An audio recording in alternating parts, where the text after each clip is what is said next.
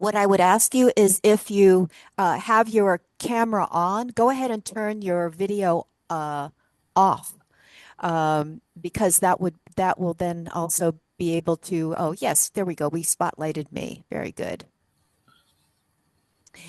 We spotlighted me. And you guys, can you see my setup here? Yes. Yes, Yes, we there we are. see and Thank you. listen. Thank you. Yay.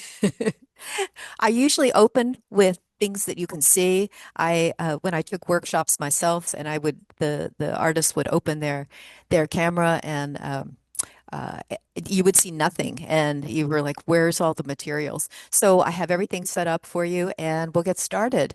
Um, so let's go.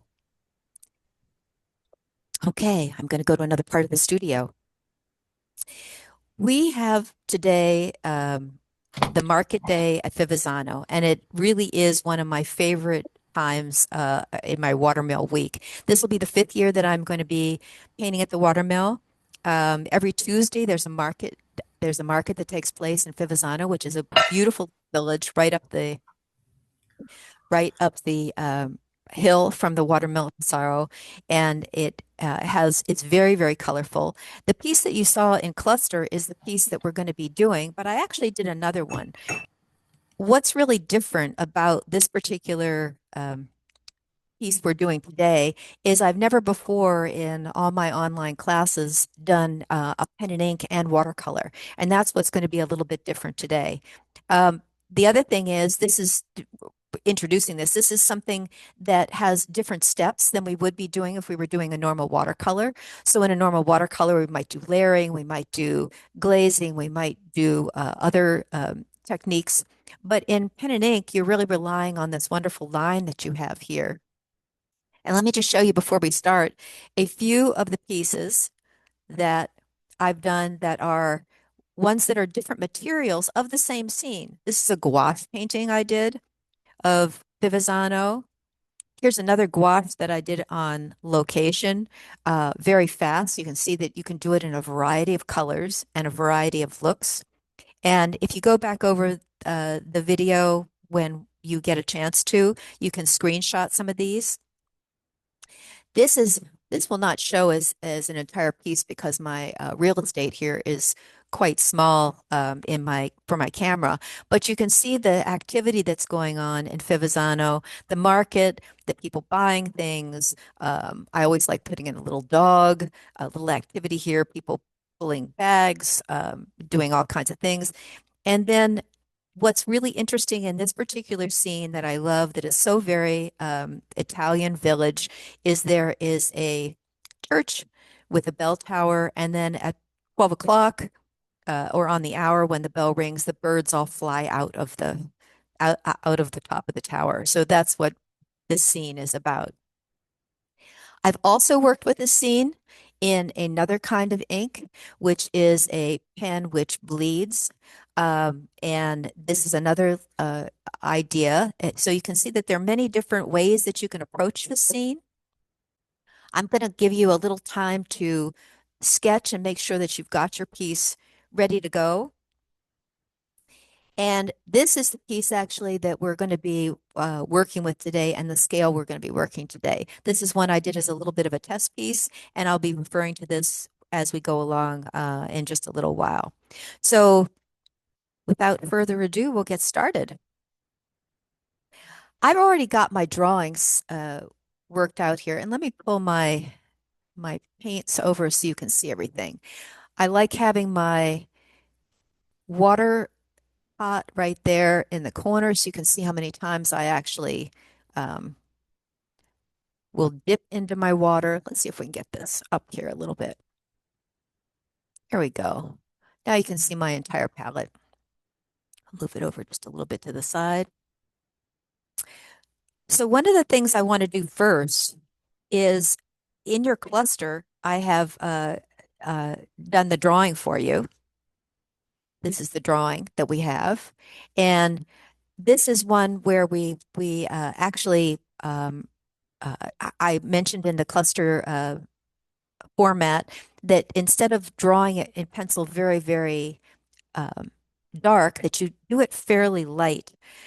So the first thing we're going to be doing when we paint or start on our painting is actually we're going to draw first. So that's going to be the first thing we're going to do. So you can wet your paints, get them ready, but we're actually going to be doing our ink first and then our watercolor second.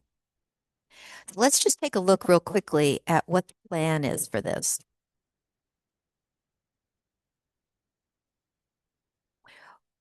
One of the things I want to do with you today is to show you, and this is in your cluster, what the value pattern is and why we're thinking about this. And I'm going to do just a really quick little value sketch for you and put in some darks and lights so you can see what we're heading towards. And with that in mind, I'm going to move my brushes and my pens over here. And I've got a very small pot of water that I'm actually going to be using just for the darks that I have here. And I'm going to be using, if you have Payne's Gray or something else that you want to follow along with something like this, and you have a separate piece, let's say maybe you did a couple of Xeroxes of the plan, I'll show you what we're thinking about. So one of the things I think is great when you're doing sketching, there are two kinds of sketching you can do when you're on location. One is you can do full color sketching. You can also do what I call value sketching, and this would fall into the category of value sketching. And right now with pen and ink, this looks incredibly flat. It's just, sideways sort of umbrellas. You can't quite see what any dimension is here. And the only way you can get dimension really into a sketch or a watercolor is by putting in the idea of light and shadow. So first thing I'm going to do is actually show you where the light and shadow is in this particular piece. So our shadows, if we look at them here, and I'm painting, this is just painting on bond paper. This is very thin Xerox paper. We're not doing anything fancy here. And I'm going to be putting a little bit of gray in here. Immediately when I put this down, as soon as I put this down, you see that the dimension happens in turning of the tower space. Okay, now what's the second thing that I could do that would really help this? I could put in a tone into the sky. Now, when we're doing our sketching, we're going to be using blue into the sky, so we're being pretty normalized with the kind of sky it is. But as soon as I put in that gray that's behind the tower on this side, and even put it in just a little bit darker, this side pops out. That's one of the tricks in watercolor, and that's something that you want to keep in mind when you're doing your painting, where you really have a play between dark and light, and you're able to create space on your paper. Because remember, the paper is not just this, the paper goes back in space like a stage would. And here we're going to just go up.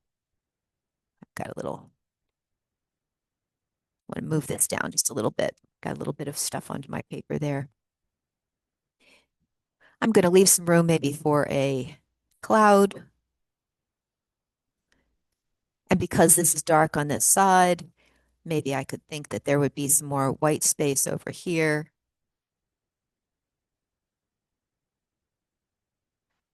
And because we want this building to go back a little bit, this could be a little bit gray in here.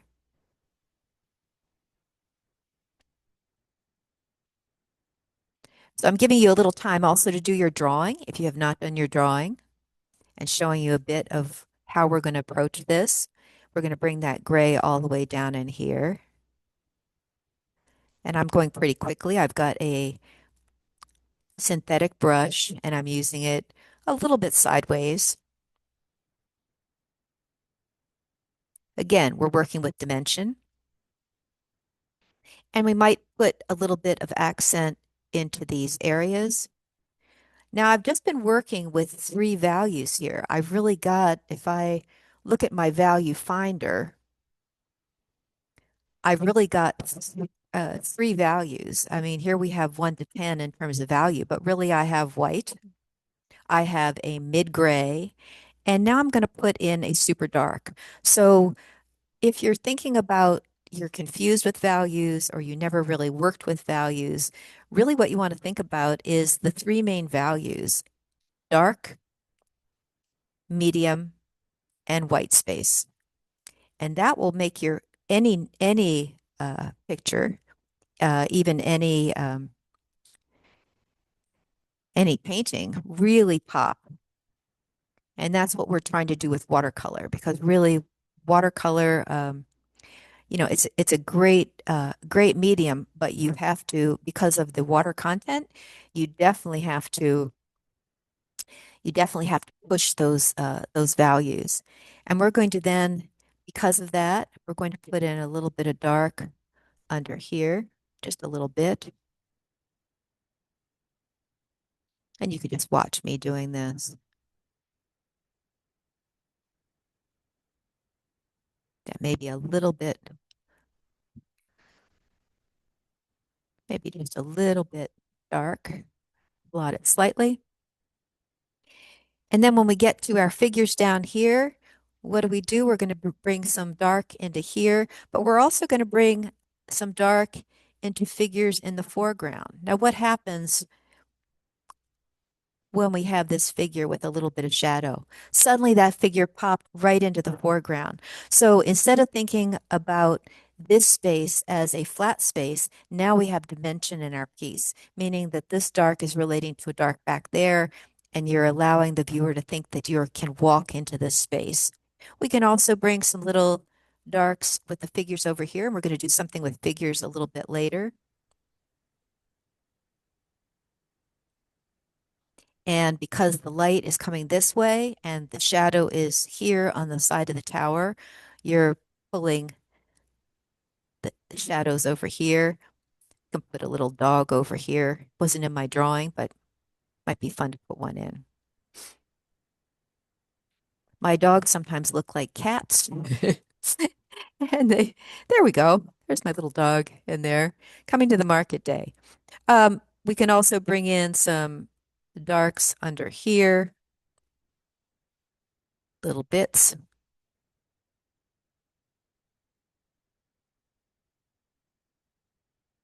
and maybe a little bit of shadow with our umbrella, and maybe a little bit of dark behind our figures. Because what we want to do also in sketches and in painting is we want to make connections between things. So rather than isolate colors and isolate darks, you're thinking about doing connections. And these are connections all the way across. Maybe there's another figure over here. These are really fast figures. And really what they are shapes. We'll talk about those a little bit later when we get to these in our drawing. And maybe I'll put another one over here. This person's got a suitcase. But these darks down below are connecting everything that's here. So now we have the idea of the tower coming down to this area. And our eye is kind of dancing across the paper and allowing us to connect some shapes, which then make a lot of continuity into your painting. See what I just did there? I connected the shadow over to this space here, and maybe this lady's in light, but she still has a shadow over here, and these ones have shadows here as well. We can have a little bit of color down here, which is going to connect. And that's really the basis. Well, this is Julia Child, like when she used to bring the bread out of the oven. Here's your finished piece. And you can see that I've done connections in here and connections throughout and done some emphasis on the dark and allowed the dark to be here. Okay. So I think everybody's pretty much done their drawing, and we'll get started with our drawing now. Um, we can refer back to our piece for just a second. Let me get this water pot out of the way. Okay. Talk about my brushes real quickly. I've got For this project, we can work with synthetic brushes. If you're doing on-site work with sketching, synthetics are great. You don't have to worry about brushes like this when you have a this is a Winsor& and Newton, lovely, lovely wash brush. This one I use a lot when I'm on location. But in sketching like this, it's probably better to use our synthetics because we want a little bit more control in the tip of the brush. You can see here that the difference between a synthetic and a natural hair brush. Natural hair brush, these hairs are not making much of a point anymore, but it holds a lot of water. And in a synthetic brush, it holds less water. So you're able to do faster strokes and more textures. Okay, we are going to start now with our drawing, and we can do this flat. And I've got a couple little things here that I don't know how we ended up with some gray on there, but I don't think that'll affect anything. Got a little bit there. Okay, a little smudge. I want to show you a couple things. We're going to start with something easy here, and I hope you've drawn this out. We're going to start actually in tracing our lines, but I also want you to think about the kind of line that you're going to do. And let me use a piece of scratch paper here. When I'm working with a line, I can draw very controlled with my pen, right? Okay. But there's a second kind of line that we can do, which I call a jogging line. And that's the kind of line I would like you to try today for sketching. It's a great sketching line. It's wonderful for notebooks. And it's a line when, let's say I'm making a palm tree, and this is not jogging. This is just a shape. Okay. But if I would jog that line, I would possibly go here, and then I'm wiggling my pen a little bit and wiggling the pen a little bit, stopping, making a little dot, maybe going on to the next spot, pen here, making my shape, wiggling a little bit, going on, wiggling a little bit, going on, and then going down side of the palm tree. Okay. I'm going to go in for a second and show you that just real quickly. Okay. Whoop. Got it. There we go. Is it? There it is. Do you see how nice this line looks compared to this? This is really rather a kind of a dull line, and it's very, very cut out. Looks like a Christmas cookie. But this line actually has some character, and that's the kind of line we want to use in our pieces. When I do sketching with pen and ink, when I'm in the field and in my notebooks, I try this jogging line, which is a stop-start line. And let's see if we can do that today with what we're working on. We're going to go back out, and we'll start straight away. There we go. Okay. Let's start in on some important things. We're going to start with the tower. So we're going to start here on this edge and go across with a jogging line and then down on this side.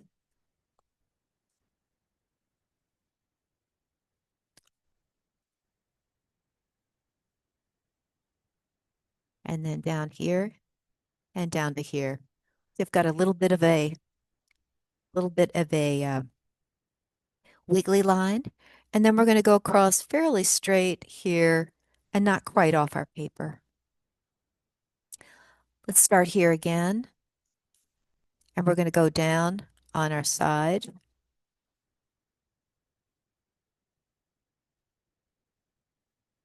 You're not taking your pen off the paper, and that's the difference in sketching.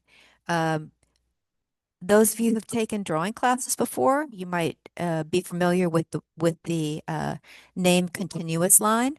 And in a continuous line, you're not moving the pen off the paper, which is one of the advantages when you're sketching. If you're constantly moving your pen and lifting it, you're going to get a series of small lines that are hatch lines, but they're not as fun as this kind of line. And faster you go, the straighter the line. The slower you go, the more wiggly the line, and that's okay. We're going down to here.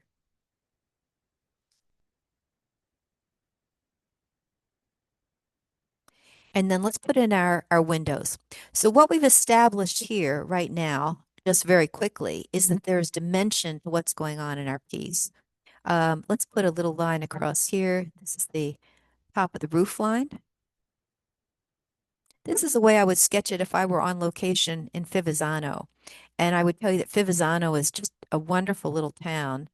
It comes alive on the market day wonderfully and has a lot of interesting little areas to it. But probably the market day is the most interesting because the vendors come from all over and set up right in and around the central piazza and sell all their wares there. So this is one of the locations where we look straight at we're looking really straight at the church. And you can see again, here we go. We're going to take a look here. This is what we're looking towards, and we're going to try for dimension. See how these lines now have kind of faded away with the idea of the watercolor on top, but they're still all wiggly. And we are going to come down the side here, the side of the building. And then we are going to go to the top here.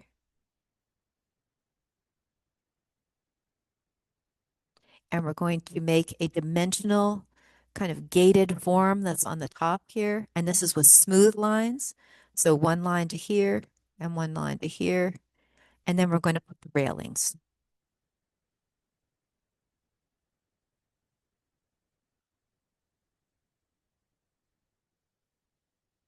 Okay. See what we've got here? Sky is going to come right behind there.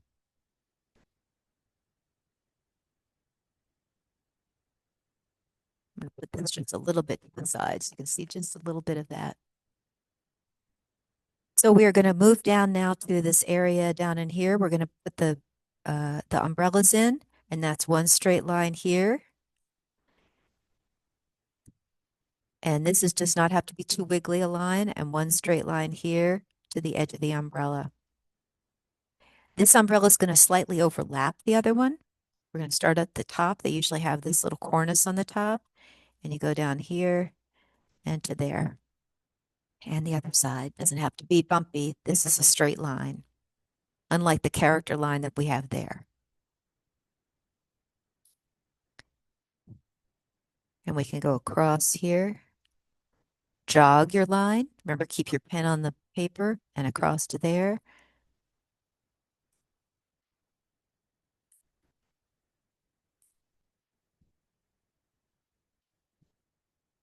And this is the turn down part of the umbrella. And we're going to move up, and this is the other turn down part of the umbrella. Okay.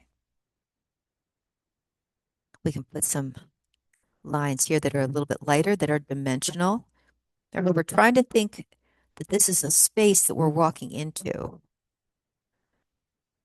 Don't worry if some of your lines get wibbly or you have difficulty with them.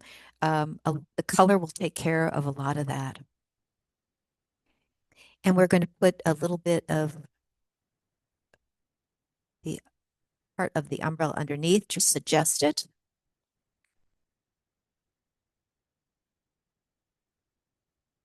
And the second umbrella, and bring that down maybe a little bit more. Maybe we're seeing a little bit more of that. Okay, so we have our base right here. We're going to connect our lines again. We're going to go here and we're going to go straight up. Now this is also going to be um, our kind of wiggly line, our stop and start line. So we're coming here up to the top, and I've changed the roof line a bit. You can see here, changed it so we're on the actual piazza. This is a straighter roof, but I think it is more interesting to have this kind of cut down to to the uh, the point of interest here. So we're going to create the idea of a Italian roof line. And we're not going to go off the edge of the paper because this is what's called vignetting. When you have things that are in the center of the paper and you actually are emphasizing that, you have vignetting. We're going to come across here from the corner. Again, the wiggly line. And then we're going to take, I'm going to show you something for the windows that's kind of fun. So with sketching, one of the things I like to do is I like to do a lot of shapes one after another. And this is an area where we can do it. Let me just show you before you start it. I'm coming down here. I'm going to go and make that window. That was in 1, 2, 3, 4, 5 moves. My pen's still on the paper. I can go down here. 1, 2, 3, 4. Down to here. 1, 2, 3, 4. Down to this next window. 1, 2, 3, 4. I've lined up my windows. I don't have to worry about where they're going to be. I can bring a little bit of line to the side here if I like a little bit of connections. And I can come right over to here. I can actually do it up or down. We can go this way. Same thing here. And then down.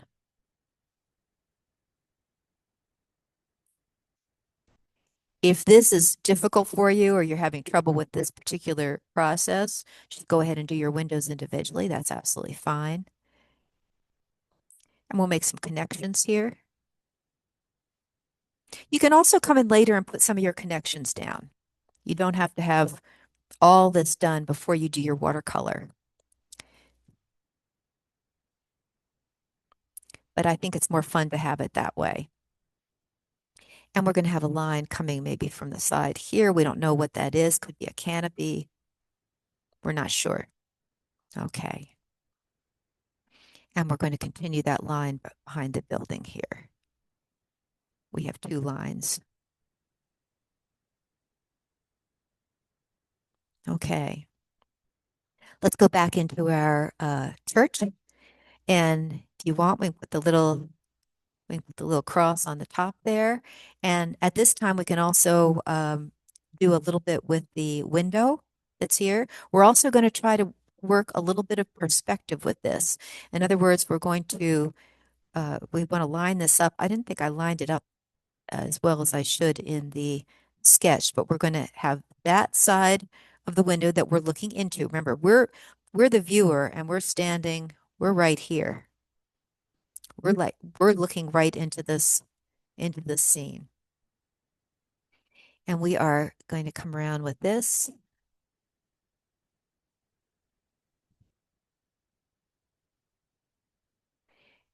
And then this is a really nice little window here. I think I had something a little different in my original drawing, but I like this particular idea better. I think this is more in keeping with what it actually is. So we're now looking into this, and we can just make just a little shape there below, which is where the door of the church is. Okay.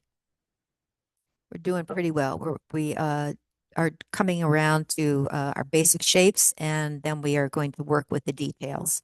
So from here, we're also, again, with our sketching, going to connect lines. So here we want this, what's going to be this red awning. We're going to bring that over here, and we're going to actually I would start on the outside of your paper, and we're going to come here and there and down. I hope no one's getting anxiety from this. There are no wrong lines in this particular kind of drawing. And that's really what I think is the beauty of this. Many times when we sketch for a watercolor, we think, oh, I've not done it correctly. Um, this is all correctable. This is all lines that you can go over. You can mitigate with color that goes on top of it. So as you get the color on, you're not going to see if you have a little area here where you go, oh, I went over that twice. Don't even worry about that. Um, that's one of the beauties of doing pen sketching. And we haven't gotten quite to our details yet. So we've made our whole little format here. We're going to work back up into the church. Now we're going to go back up into the tower. Now we're going to bring this off here a little bit, and we're going to bring a little bit of line across there. That's going to go around the window. Okay, so it's a little half moon sort of window. Now, I want you to watch something kind of carefully. This line goes up and away from us. This line goes down towards this side of the paper. The thing that's closest to us is this. When I was teaching in college, I would always have my students say one particular phrase, and that's you are the center of the universe. So if you're looking at being a person, you are literally right here, and your universe starts here, and everything else that is in this universe goes away from you. So all the things that are windows or shapes that are in keeping with the architecture would either go up to this point here or down and away from it. So that means that this line will be at an angle. We're going to have another little window underneath here, and that line will go at an angle up. And then we're going to bring the clock down here, which we're seeing the side of the clock. So we have a little bit of a kind of a, almost looks like a little moon there. And we can put a little bit of line here. And it's almost, well, it's going to be almost 1 o'clock. I was going to make it 12, but it's not 12. And the same thing is going to happen on this side. We're going to bring a little bit of that line. Remember, it's following the roof line here. And we're going to bring a little bit out here. It's also a curved top window. It's a bell tower. And this line goes away this direction. So let me just show you physically. So one line is going this way and one line is going that way. Yeah. Same thing here. Now this line follows that one since they're on the same plane, and that's going away. Now I can emphasize that with several other features that we have here. A line here, a line here on the side. And this is part of the actual tower. And then this one goes this direction. Look at how we're getting dimension now on this already without even putting in values yet. So we're going to put in some of the little bit of the detail. Now we're going to let's stay up here. We'll put some birds here. Let's get our birds in, and then we'll go to the bottom of the paper. Now these are what I call, these are almost like cartoon birds. They are not something you would see in a normal painting, but the birds actually do fly out of the bell tower at certain times, and you can put as many as you like in here. There's a few more here. It might be, I think it was kind of got to be a bird or two on this side. Maybe just one. Okay. Usually you want an even amount of birds. And let's work a little bit up in here before we go down, and then we'll finish up with the bells. So the bells are here. There's a bell shape. And again, we're working on the bottom part of the bell. So there's a curve there, and it's attached. And there is a little wheel that comes out here. I'm actually not sure exactly how these work, but you know, when I know when the bell rings, it makes the bell go back and forth. They're quite interesting. They look like kind of just really open spoke wheels, like a bicycle. There's a little wheel there, and there's one more over here. We're going to put another bell over here.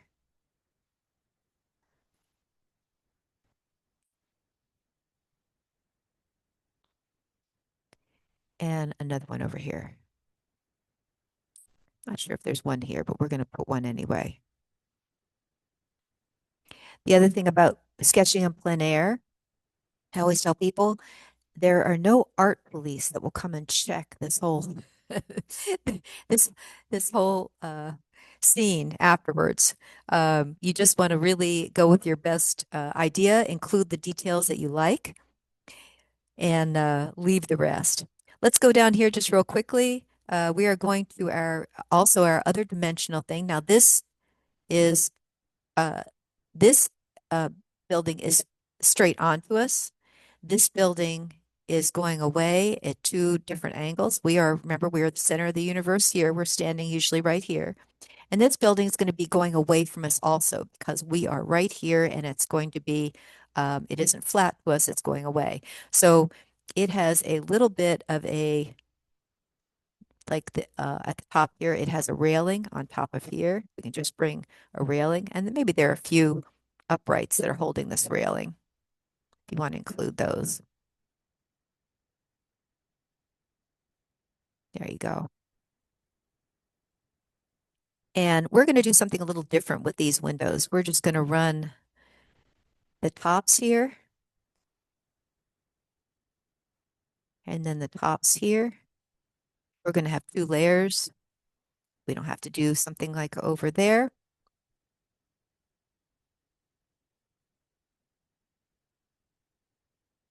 Now, part that's important is the bottom. So these bottom lines are going to be going up at this angle.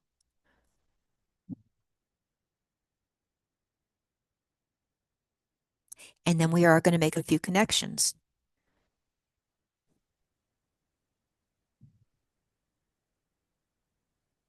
There you go. And we're going to make also a connection across the bottom here.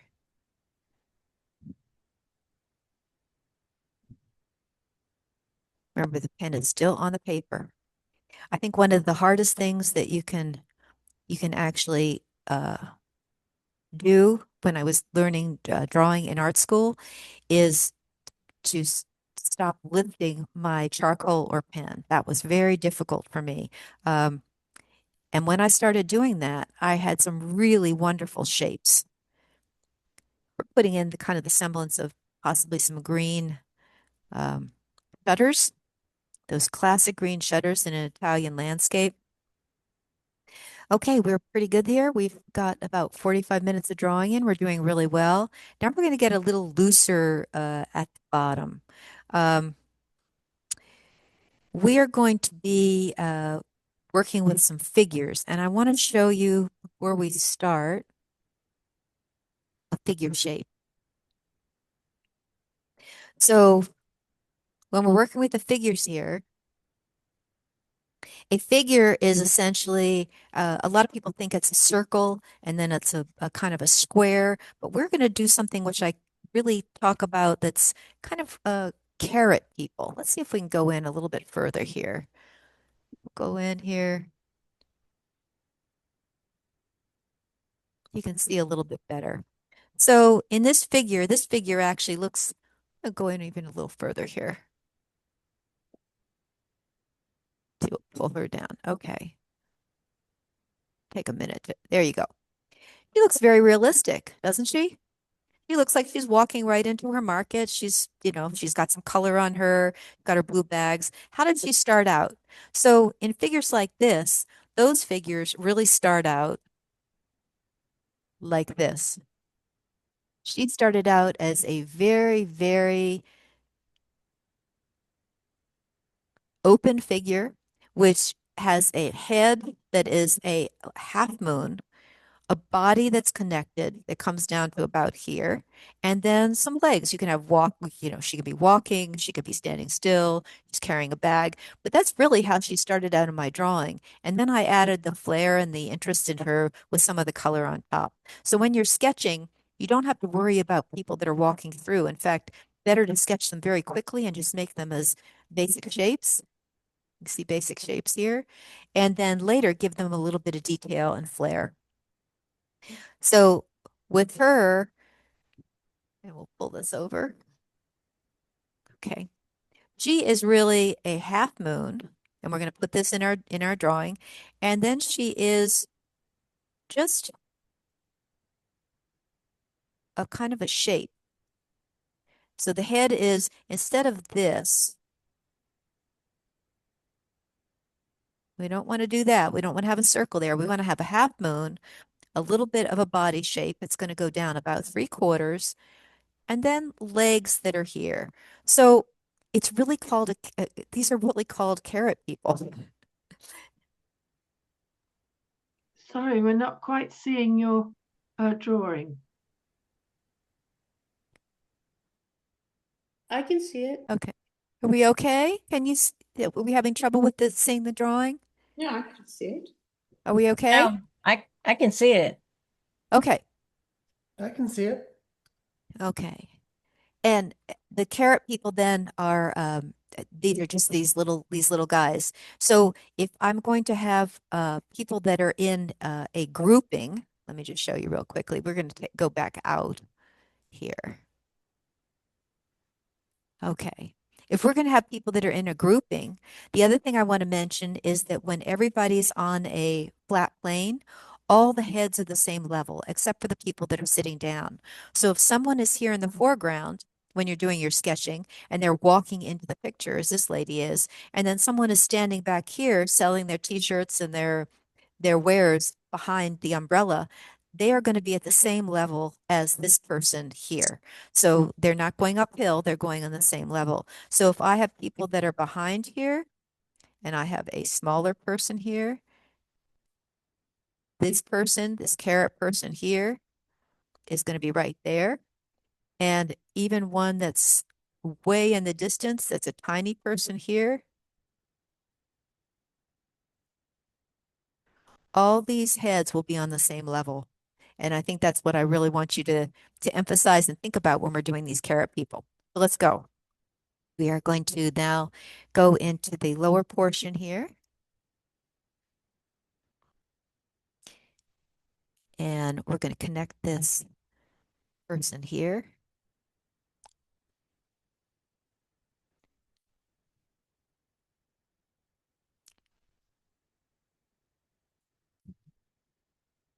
There's one of my people. We're going to come across. Remember, keep our pen on the paper, and we're going to connect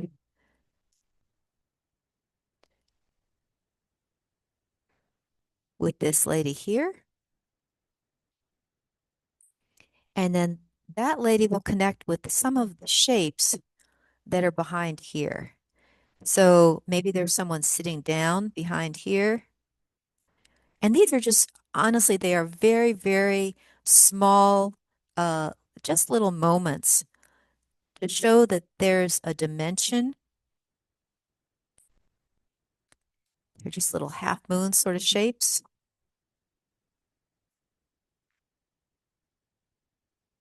And we're going to bring this over here. And these are maybe some tables in the background with some wares on top of them. Might be some vegetables. And there might be a person behind here.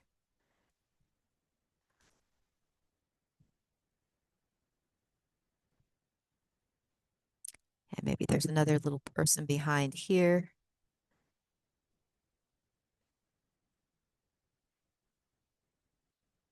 And you can see they're almost indiscriminate sort of shapes. And there's another person over here. And these are just wiggle shapes, but they are connected. They are connected. And let's move across here to this side. We're going to put our hanging clothing in last. These are connected shapes. Let's put a few more people over here. We've got a person here. They could be walking forward or backwards to us. And they have a shadow that's going to go here. And maybe this person, let's make a person that's walking to the side. Maybe they're walking here. They're just, as I said, carrot shapes. and a little bit of a suggestion of a head up here.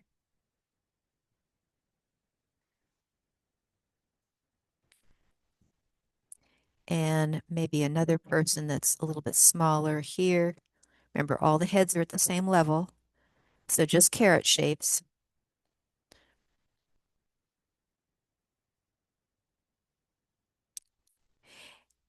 And our horizon line is really behind here. It's this plane right here. We're going to bring in maybe a couple more shapes here. And maybe there's a little action back here. And we're going to bring a little bit of a kind of a jog line connecting these characters here. And maybe there's a little table here. Okay. Now, before we put in the laundry, we're going to do something in the foreground, and this is kind of fun. So, to get the idea that things are going back into this area, we're going to show that these lines are going in these directions. So this is a very variegated foreground, but we're going to show that the lines are going back, and that's where our emphasis is going to be. So the lines will be coming out almost like the kind of like a clock. So we're standing here. So our line of sight is right here. But then as we go off, everything else is going away at this angle. So that's the way my lines are going to be going here. So let's say we're right here.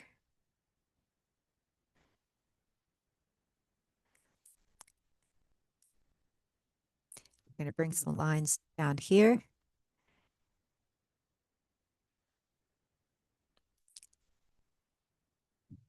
Look at what just happened.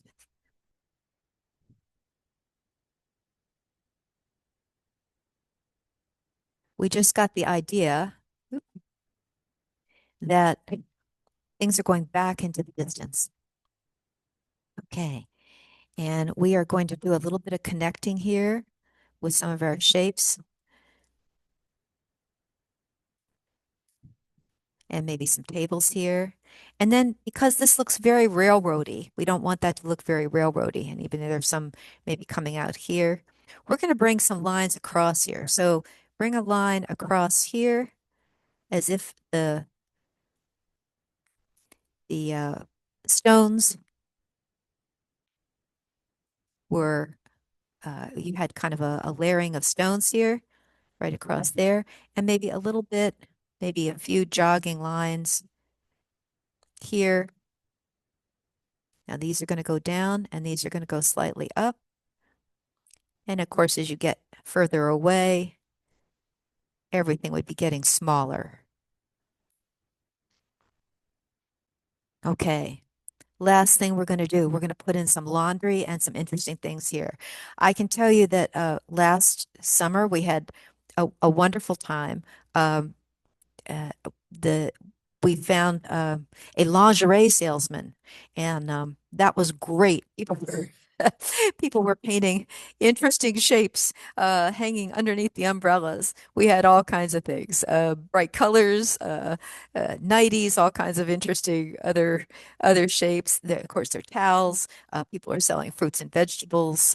Um, there's all kinds of things that go on here, but we're going to keep it to shirts and pants today. We can bring a little bit of line here. Now we're going to be just doing some shapes, and it might be some hanging down things here. There might be a shirt.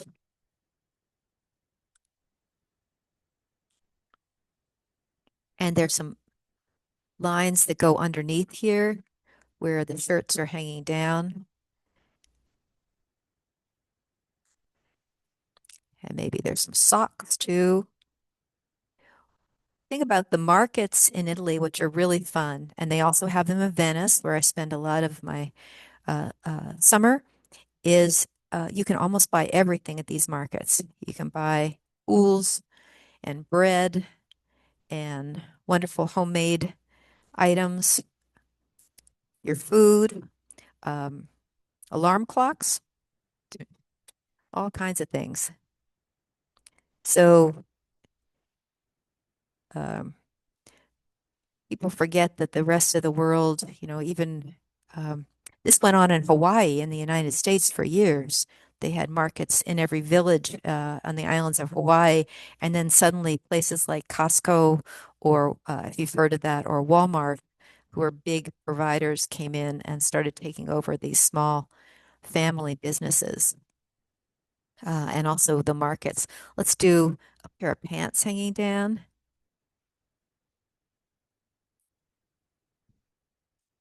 And maybe another shirt. They're blankets that are sold, all kinds of cool things, wonderful things. And we can add some color if we want to. Doesn't have to be anything in particular. This could be where our vegetables are back here. And maybe there's some lines coming down here.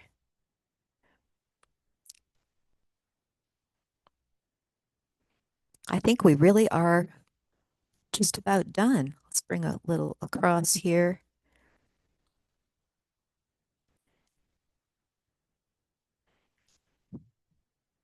There we go. Let's check our drawing is a little more, it's just pretty much what we have. You can't actually go wrong with this. You're just going to have some fun with this. Um, we are ready to paint. Let me put away my pen and I'll let you take a minute. We are ready to add our color. We're going to be going this direction.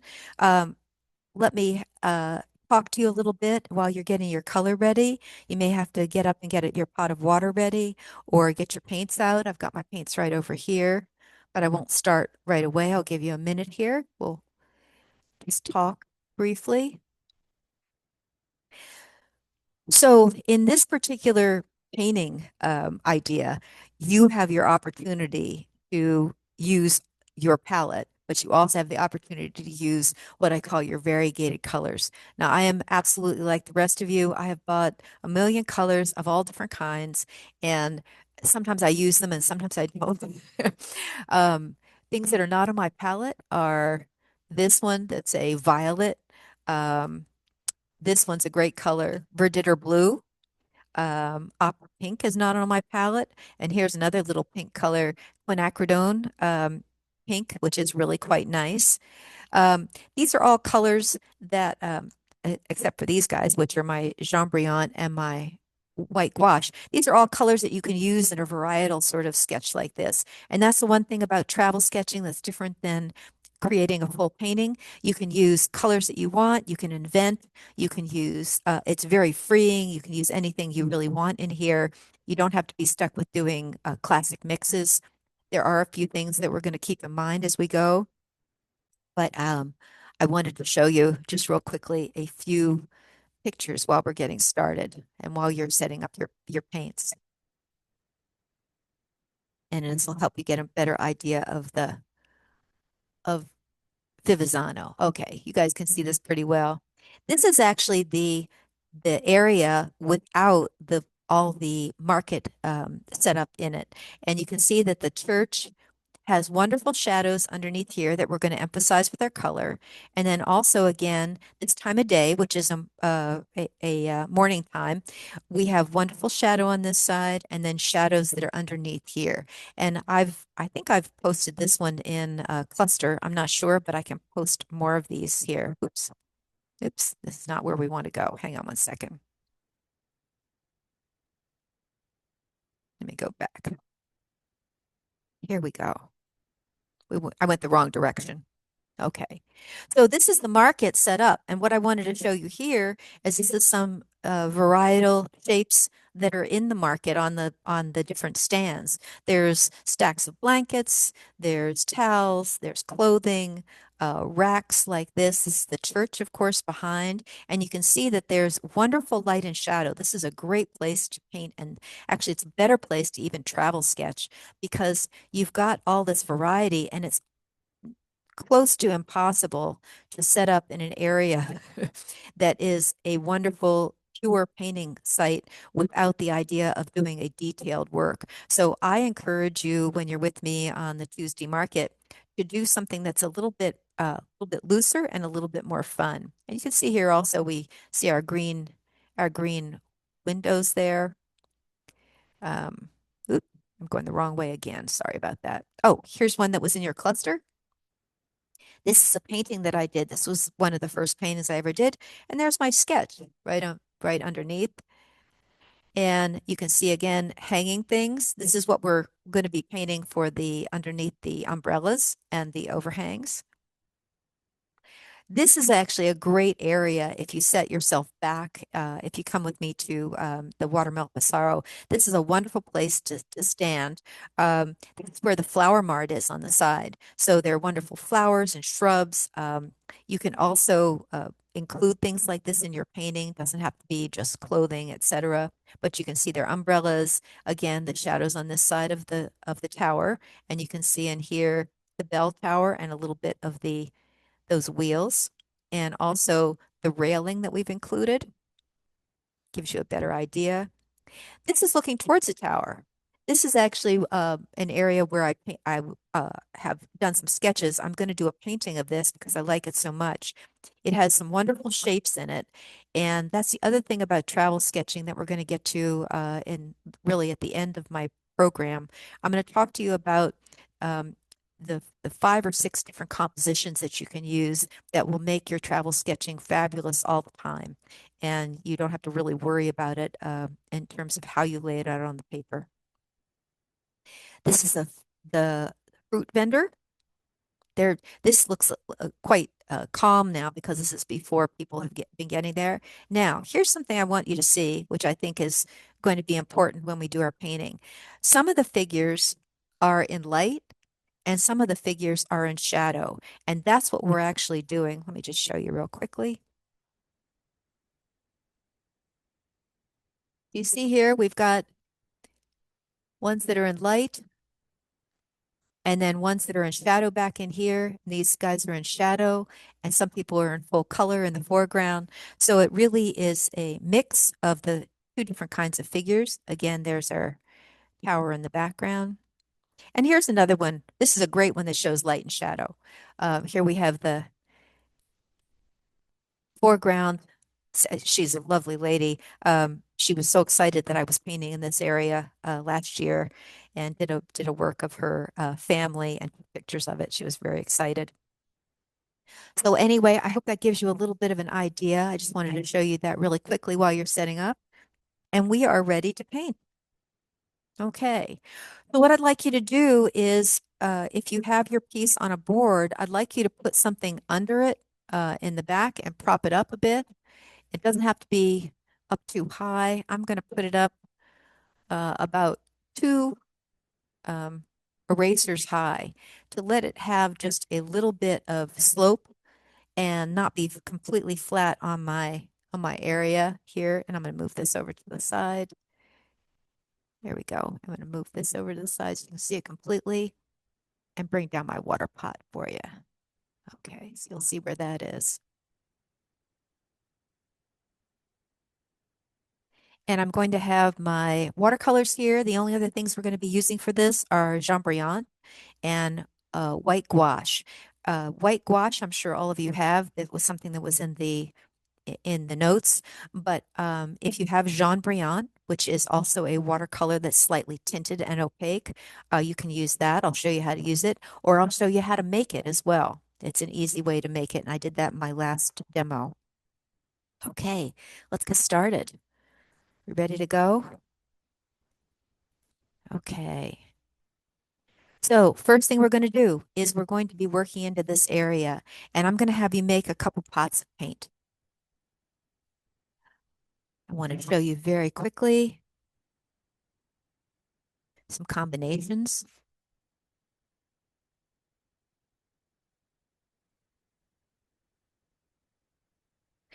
Um, what we're really be working with today is we're working with the idea of cool and warm. So when I've got my palette, you all have seen what my palette is. I have a selection of blues. I have a selection of earth tones with burnt sienna and an umber.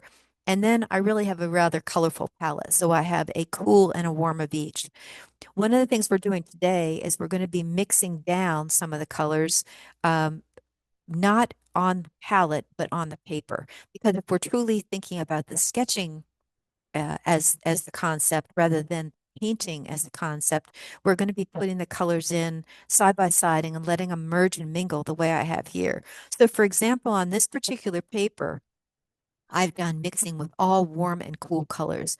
So you can see what happens when the colors merge and mingle. This is cad orange and cerulean, so that's a warm and a cool, and it makes this kind of grainy sort of effect. This is burnt sienna and ultramarine blue. So you've got, again, Yeah, that your graininess. your Yeah. video. Okay, so we are the cool and warm. And then here also we have uh, burnt umber and cerulean. So those are opposites. Rather than thinking they're all cool and warm, they really are opposite, meaning they are the burnt umber, even though it's a brown, is falling into the warm category, and cerulean is, of course, a blue, and we have that graininess here. So why I show you this is not that these are all the colors we're going to use, but that on your palette, you may have different colors than I do. Don't worry about your colors so much. We're going to mix up a pot of warm and a pot of cool and use that really throughout the base part of the painting. The colors that I'm using primarily are going to be cad orange, which is right here. And we're going to tinge that with a little bit of, tiny bit of burnt sienna, and then a little bit of yellow ochre. So we've got yellow ochre, and that's really what the building is behind. It's a warm stone building. We're going to give it even a little bit more warmth. Okay, so there's a little bit of my little pot of orange. I'm sorry, but I can't see your. Are you mixing? Because I can't see it. Lydia, are we okay? Yes, just- I mean, I can. I'm a bit confused. Oh, I On see my what end, it's it's done. fine. No, I Yeah. tell you what it's done. It's gone wider than it should have done. Sorry about that. I Okay. can see it now. I see Beth says that she can see it. Sheena's good. Good. Okay. Yay. I know technology. Here, thank you so much, everyone, for joining me virtually. I know this is it's your painting, and then it's the challenge of the online experience. And I so appreciate you being here. I really do. Would you It's mind it's repeating the colours, please? Sure, I will do that. I made up Thanks. what we're doing here is we're mixing up a warm pot and we're going to mix up a cool pot. We're going to actually mix up three different pots. We're going to mix up a warm, a cool, and a dark. Okay, and we're going to keep things fairly normalized here. Uh, why we're saying warm? This is going to be your warm area. The sky, of course, is going to be your cool area, which is going to frame that warm area. And then down below, it's going to fade out into shadows and a warm foreground. The colors that we're using in here could be real varietal. It could be almost anything that you like. So there's no, you don't have to follow my plan on this. But I think that it's nice to have the bright umbrellas in front because it gives you that idea of depth in the piece. So we've mixed up a little bit of warms. We have cad orange, some yellow ochre. Now, if you don't have those, you can use a little bit of gamboge, and I have a little bit of burnt sienna in there too. Now, if it seems way bright, you can also add a touch of blue, but we're probably going to be getting that to happen when we put in our shadow area over here. We're going to make a cool pot. We're going to go with cobalt,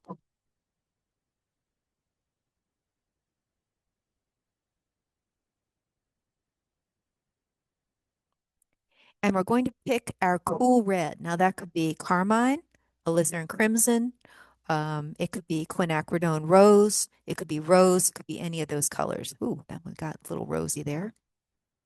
So we're gonna be making a little pot of that, and it should be a little bit on the violety side.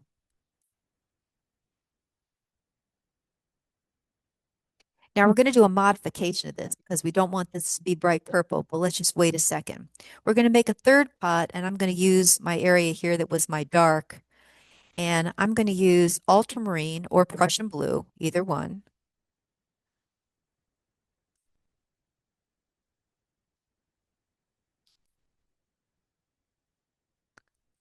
Okay.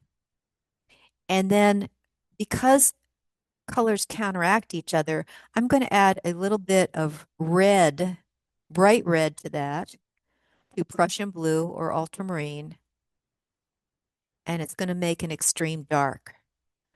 Now, if I want to make that even darker, I've got blue and I've got red. I can add, this is going to sound strange, but you add a green. Now that would be Viridian. That would be Viridian or Windsor green. If you have Windsor green, that's a wonderful color. And the red is going to modify it. See how it suddenly goes black? And that really makes your dark for the piece. Okay. So we're going to go first into our shadow color. And we have our violet here. Remember I said we're going to modify it ever so slightly. That was our cobalt blue and our cool red. And we're going to take a little bit of the yellow ochre and add it. I think I did a little too much. We're going to add it to that just to knock it back a little bit. I think I knocked it back too much. That's a good violet. That's good. It's a little bit of slightly grayed violet. Now, in laying it in, we're going to go a little bit rough on this. So again, remember that this is a sketch. Oh, I know there's something I did want to do. Well, I'm not sure it's necessary. Let me just stop for 1 second. If you have a lot of pencil lines here, enormous amount of pencil lines, and you want to get rid of them, now would be the time to do it. I will take a couple out here. I see a few of my pencil lines. Sorry, I forgot a little bit of this step.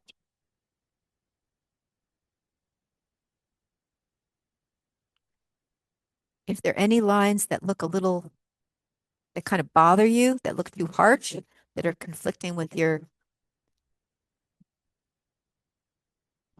ink lines, mine are super pale. So just make sure you've got anything that looks like it would conflict with your idea or something that went over that you don't care for. Okay.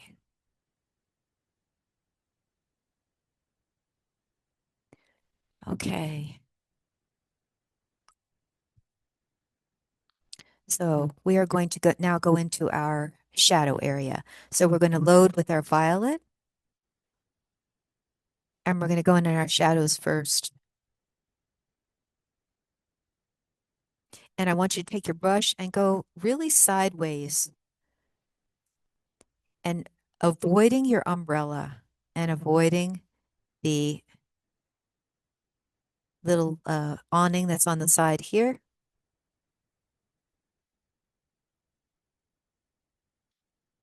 And we're going to go here and here. Again, I'm going a little sideways with my brush. And we're going to go a little bit into here. Now, this should be fairly wet. If we're talking about the kind of consistency this is tea or coffee. A brilliant painter named Joseph Lukvich invented, I'm sure he didn't actually invent, but accomplished something wonderful for the watercolor world, talking about the different amounts of water in your paint as tea, coffee, milk, cream, and butter. And that's in various thicknesses. So this thickness we just did was tea. We're going to go right in because we want this warm merge into this. And we want it to kind of blend. So we're going to clean our brush and go into our warm pot And we are going to go right over this area and let our brush touch that area as well.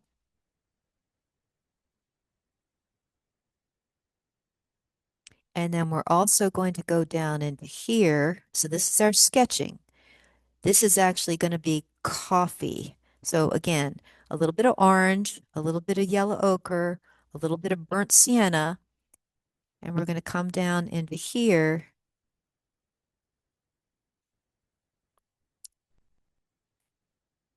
and go around our building. Now, one thing I want to mention about sketching, and especially sketching in watercolor, you need not be perfect. How's that for everybody? You need not be perfect. You want the brush to dance across the page. You don't want to go back in. You don't want to go back and start moving the color around. Let the color do what the color's going to do. Now you can see here that my color's kind of mingling and merging. I'm actually picking up my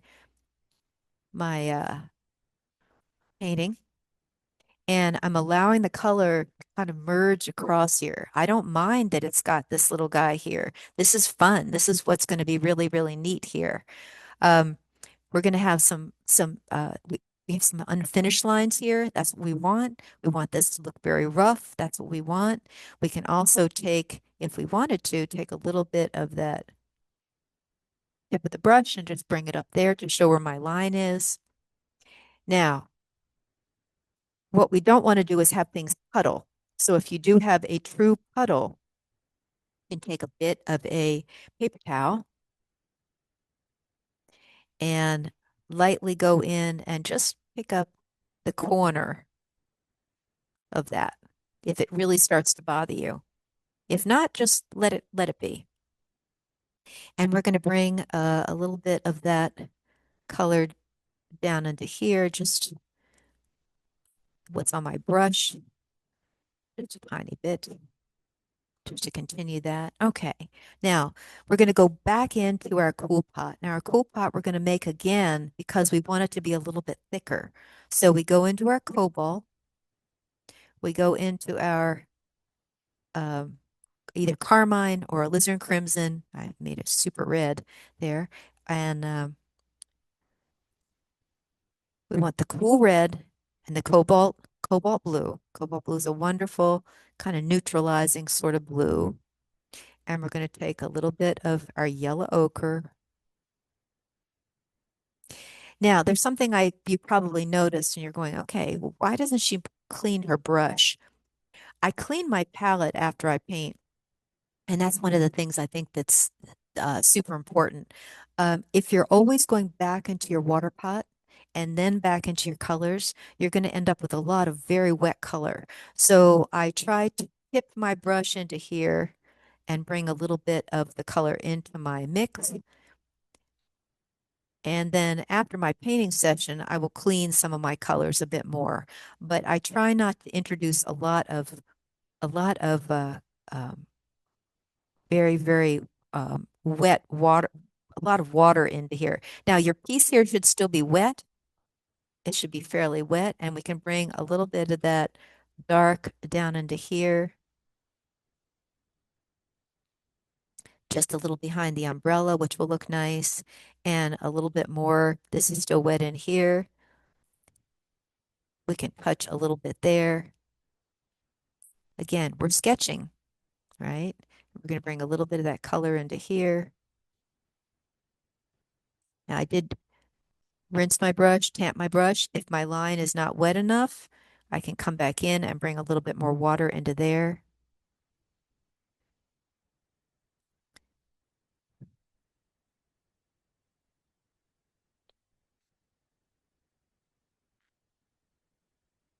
There we go.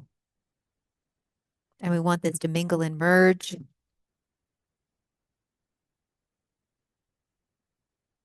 And keep it very sketchy. There we go. The first pass is on a watercolor. actually, which is true of most watercolor, it should look fairly messy. If at this point you're thinking, oh my gosh, I've done something wrong, you've done nothing wrong, you're doing great. And you want the color to kind of really look um, very, very interesting and messy because you're going to go in later with a little bit of tightening up. And if you don't have enough warmth in here, which it looks like I don't, I'm going to bring a little bit with a clean brush, rinse my brush, pat my brush, and then go back into my orange just ever so slightly. I'm going to bring just a little bit more of that orange on this side. And it's not quite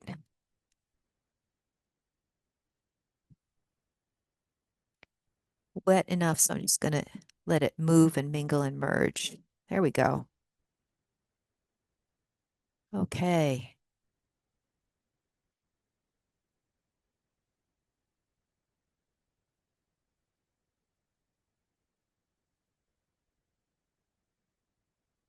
There we go. Let you catch up a little bit.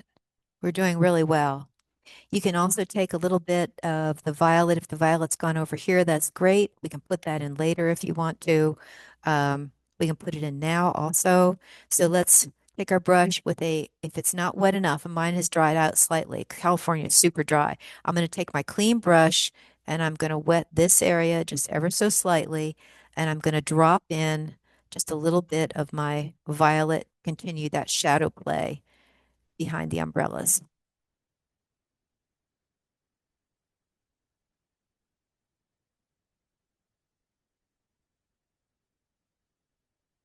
Now, what we're going to do with that, with our shadow play, is we're going to bring that down ever so slightly underneath my umbrella and behind some of my shapes that are my clothing shapes here. Just a little bit.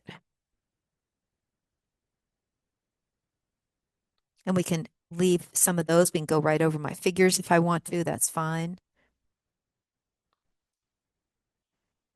There we go. Now we're integrating that shadow shape and letting that fade out just a little bit. Perfect. Okay, and that's doing well. That's kind of mingling and merging. We're going to move this just a little bit. Looking good. Okay. So what's interesting is usually if we were starting this as a regular painting, we would probably put in the sky and the underneath colors first. But here we're dropping them in for our drawing. So now we're going to work over to this guy over here, and this is going to be also warm. We're going to change this up a little bit. Let's put a little bit more yellow ochre into this character on the side. So this is our warm pot again.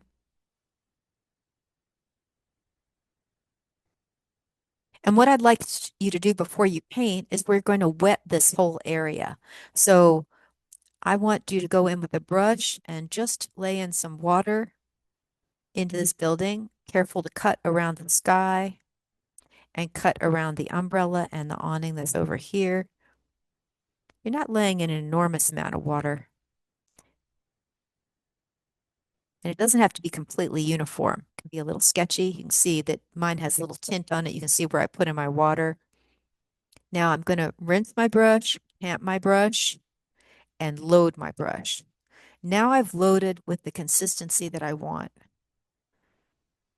So this is yellow ochre, and where I use, this is tea, I'm going to use using coffee or milk that's going to float into this area.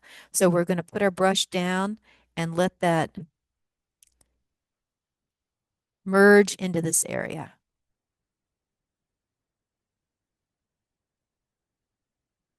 So it should be heavier than what the base is here. Heavy moisture follows light moisture. So in watercolor, we want to make sure that we really control our water. There we go. That's looking good. We could take a little of that yellow ochre that's on our brush and go up into here slightly. Control that ever so slightly. And when we have that one, we're going to take our brush. We're going to do the same thing on the right side. but we're going to do it a little bit more haphazard. We want this to look a little more just kind of accidental. So we're going to take this and just sketch the brush just slightly over top with water. And now we're going to take our warm color, which we have here, which is our yellow ochre, and let's change it up just a little bit. Let's put a little maybe new gamboge in it, or if you have some a little bit brighter yellow, maybe lemon yellow, or you have possibly Hansa yellow or Real yellow. Those are okay too. And we're going to go over here and we're just going to kind of dot that color in. We don't want it to be complete. We want it to be a little textural. We want to avoid the shape down here. Again, this is a sketch, and we're keeping the sketch idea going in this whole piece. There we go. So can you see where we're going? We've got these now kind of looking kind of nice. They're continuous and they're background shapes. We have blossoms and blooms in here, which actually create the texture on the surface of the church, which is very nice. Okay. And while these areas are wet, still wet, slightly damp, should be slightly damp, now we're going to go in for a little bit of detail. So we're going to go into our purple pot. So let me just stop you just a second. We've got our same brush. Now, if your brush is a nice point, you can use it. If you want to change brushes, you can, but I'm going to stay with my same brush. This is a number 14 pointed brush. There are many brushes that are made like this. But these are synthetic. These are particularly nice brushes. They're from King Art. They're not expensive. They're wonderful little brushes. Before I had brushes that were called Low Cornell, and they have stopped manufacturing those, which I truly loved. But King Art, which is even produces some kids art supplies, they actually have a line of paint brushes, which are quite nice, and I've gotten very fond of. It's a Max Round original gold. This is number 14, and it comes in a set. They point very nicely. Okay, so we're going to go into our pot of violet, which is dried up ever so slightly. And we're going to go across here. A little bit more water to get it fine dried. California really dries things up. And we're going to go a little bit here. And we're also going to go up here and across here and across here.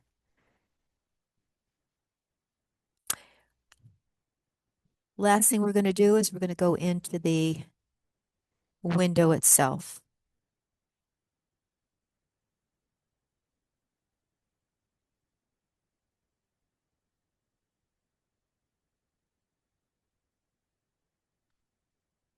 And we're going to have that's light in here.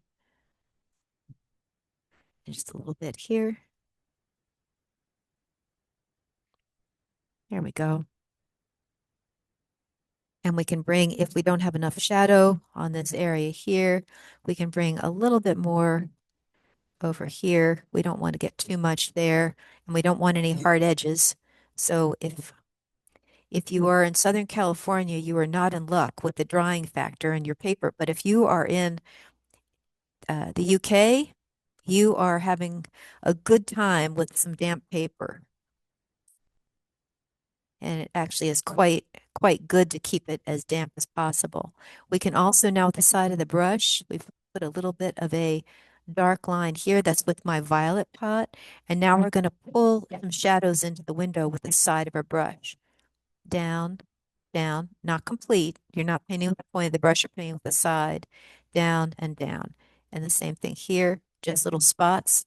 This is what I would do if I were in the field and sketching, just laying in those windows very lightly.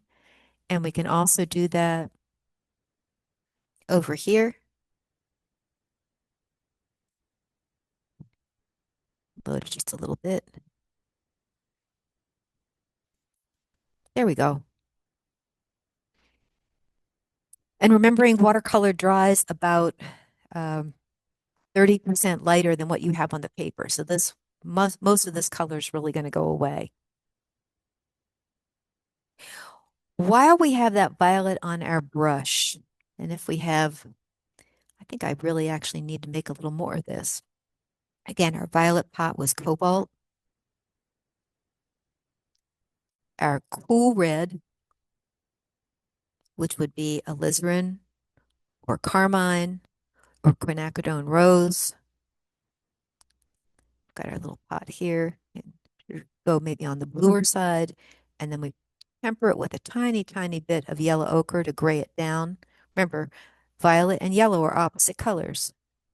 Okay, so while we have this violet on our brush, we are going to go down and do a little bit of work down in here and lay in some of our shadow planes. And that means these guys that are across here. Now I'm going to make those guys a little bit bluer and not too thick. This would be, I would say this would be uh, coffee, between tea and coffee. And we're actually working in here. We're going to go behind my character here, sideways brush and sideways. We're not working into our figures yet, but we're connecting our figures.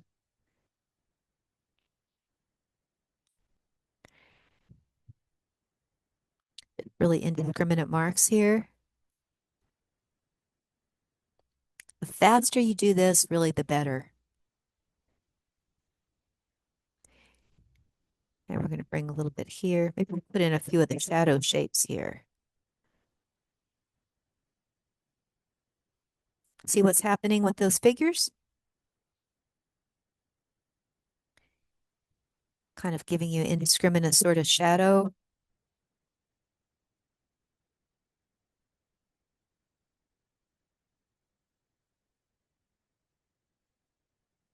And now I'm going to do just a little bit of, I'm going to hold my brush.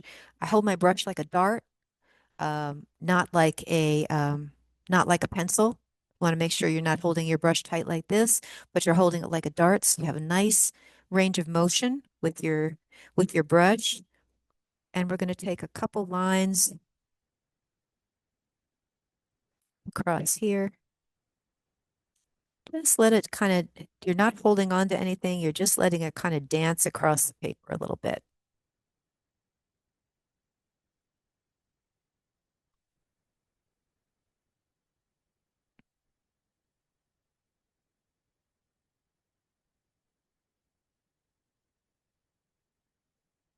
And if you end up with something that's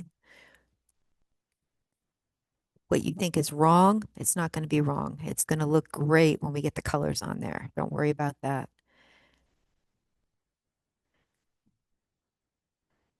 Okay, there's our foreground.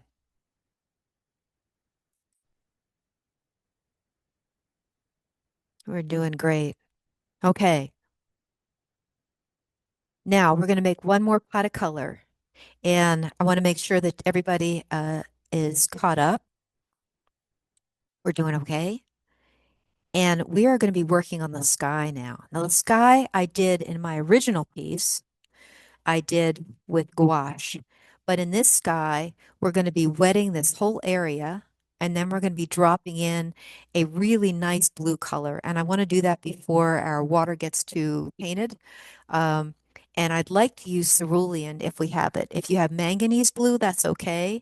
I'd like a nice cerulean blue sky, not a cobalt blue. So cerulean or manganese. If you're at a loss for either of those colors, you could even go in with a turquoisey sort of color, but those are the two colors I would recommend. I think most of you have cerulean on your palette. We're going to be wetting this whole area behind our already painted area here. We're leaving this for a second because we don't want to go into this yet. We're going to go into our sky, and I think everybody's ready. So what I'd like you to do first is take your cerulean, make sure it's nice and wet, and make yourself a puddle of cerulean. If your colors are not super wet, make yourself a puddle of cerulean that is milk consistency. So remember, tea is the lightest, coffee is next, milk is a little bit heavy. So you want to get enough color off here. Just make sure you're not just always dipping right back into your color. So you have milk consistency there. That's your cerulean. That should be a nice bright blue, really nice bright blue. Okay. Rinse your brush, tamp your brush slightly on the tip, and now we're going to go in and we're going to wet that whole background. So the other thing we're going to do is we're going to vignette it. In other words, we're not going to go all the way to the edge of the paper. We're going to go very nicely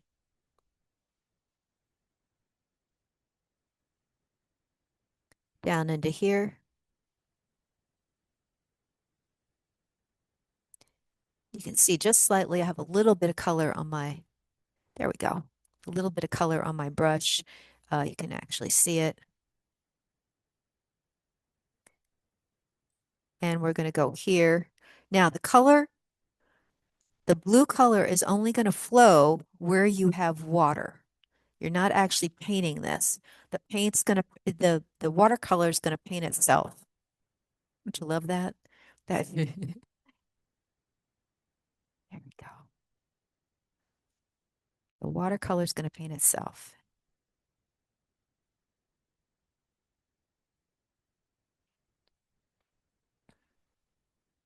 Okay. Now I'm going to load with my color, and I'm going to be bringing that color right here. Now remember your board is slightly slanted. We're going to leave an area for a cloud. And we're going to bring that blue all the way down into here. It should be running now itself. It should look grainy. It should look runny. You're dotting the color onto there, and the water should be doing the job for you. One of those few times you don't have to work really, really hard to get something to happen. Look at that nice blur. That's lovely. Really beautiful. That's what watercolor is really all about. When you're working really quickly and you got that nice, nice blur there. Now, because we want the same thing to happen on the other side of the tower, we're going to bring this here and also down over the gate, and then bring that up and a little bit behind here and dot it in. Depending on how wet things are, you should have some nice white clouds up there. This is a great technique for when you start your watercolors. Wet that sky first.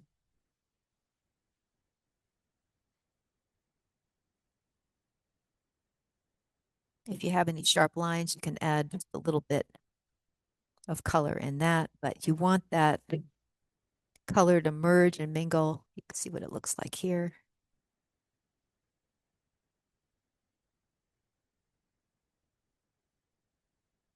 There you go. Now, sometimes I do go in with my finger, and if you have a sharp edge and kind of cerulean is not a toxic color, you can actually just kind of move your finger across here, get a little bit of cloud shapes, or if you have some kind of weird little shape or edge that you didn't like, you can kind of mush it down slightly. But again, this is vignetting, meaning that we have the edge of the paper is fairly white. Good job. Okay. Now we're going to get into some fun here. Okay. Everything here is going to dry by itself. You just want to make sure things are moving correctly. You don't have any strange edges. Looking pretty good. Looking good. We want that little explosion. We want the birds to look like they're flying out from the top here. We want the blue on both sides of the tower and a little bit of blue behind here as if we know that this is an airspace where there's clouds and sky coming behind. Okay. We have one more piece of business before we get down to here, and that is putting a little bit of color on this. And this is going to be fairly bright. We want to clean our brush, tamp our brush, and we're going to load with our color.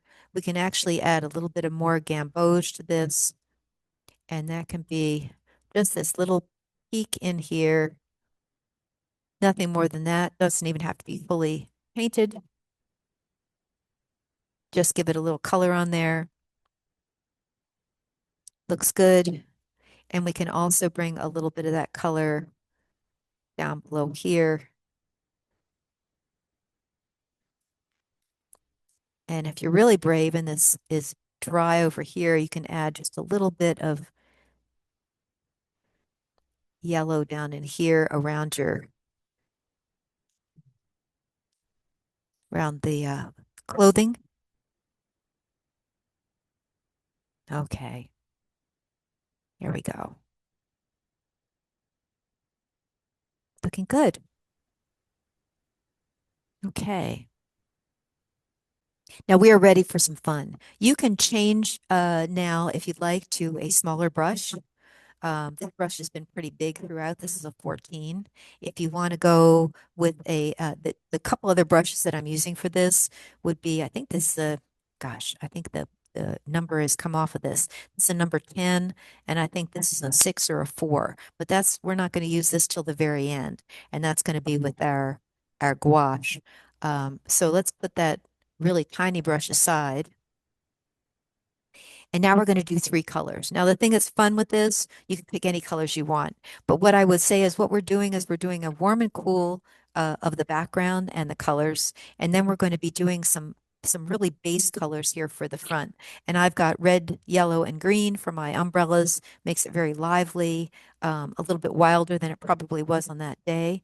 But we're going to be going in with some colors. And you can use lemon yellow. You can use um, uh, I would probably stay away from a bright orange because you've already used orange in here. I use green because it was a color that we didn't have anywhere here yet. And it could also be a bright blue umbrella. I think red, yellow, and blue got a little strange for me, so I wanted to do red, green, and yellow. And that was a little bit more interesting in the design.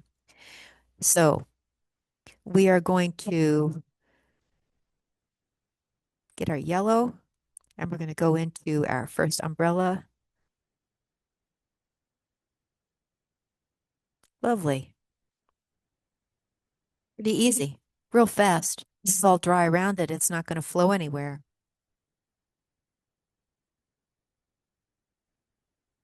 Just a couple of brush strokes. If your habit is, we just contaminated our warm pot. If your habit is to go back and adjust your color, this is a great exercise for learning how to be very spontaneous with your color. Some of the times the best brush strokes are what we call watercolor gifts, where I can't go back in and get these little white dots again or these edges because those were gifts by the watercolor. And that's the thing that you want to think about when you're painting. If I bring my brush up here and pull it to the side,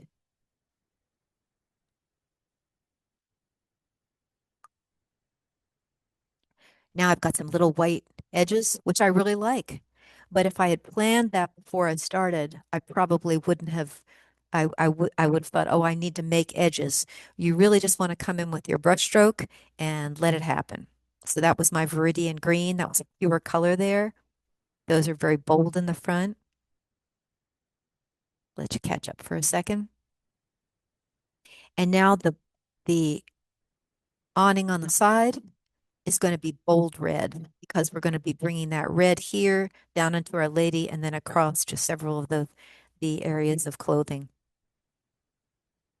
So for this guy over here, we're going to take our cad red, and I have cad red or I have a vermilion is okay. Vermilion's lovely. It's an orangey red. Um, Windsor red, I believe, is a nice warm red. Any of your warm reds. And you're going to get this one let's see, tea, coffee. This is going to be milk consistency because this one we want to be fairly thick here and then just brush it out as it goes. So you're going to use probably, and your cad red, of course, is opaque. Remember, cadmium colors are all opaque and they do a nice job of covering up things. They don't do a very good job of glazing. That's one of the downfalls of cadmium colors. Um, and we're going to do this with kind of a swoop. So we're going to use the side of our brush and we're going to swoop up and then swoop up and then down at the bottom. So 1, 2, 3. So we're going to go up, up. There we go. That's it. Let it go. Swoop. And that's our red. Okay.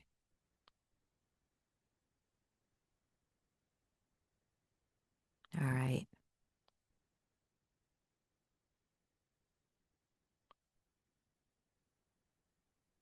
Now with our figures, we're going to be doing a little bit of shadow color and then floating color in, and we're going to do a few of these characters. You can see here.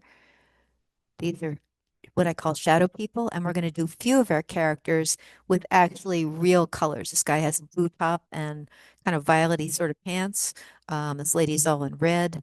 But these are really just maybe 1, 2, 3, 4 characters, maybe 5, have actual colors on them that you can see. And we can come back in with gouache afterwards.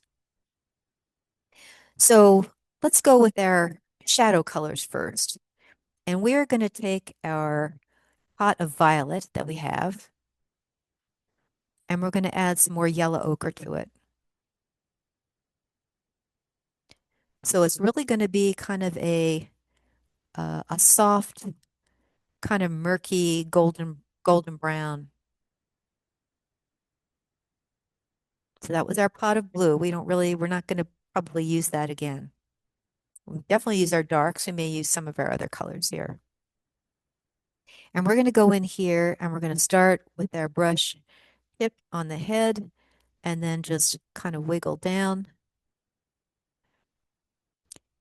And we're going to do the same thing over here. And wiggle down. And maybe these people in the background. I don't know if this is a person or a head of cabbage. I'm not sure what I intended there. I think we'll make that a person behind the counter because they're buying vegetables over here.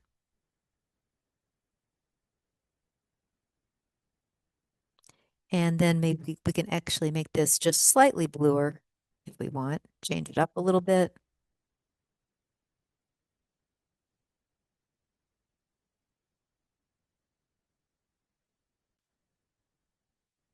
Bring our character down here, and there's a shadow here. We've got our shadows over here. Now remember, we're leaving this character. She's going to be fairly colorful. But we're going to give her a little bit of, just a little tint of shadow on this side. Just a little bit. Just a little bit. And we're going to give our guys back here, make them a little bit darker. And if you put a dot and just a little bit of kind of almost like a little bit of a cone shape under there, you've got another person there too. So we've got a lot of people at this market walking around. There could be more people back here.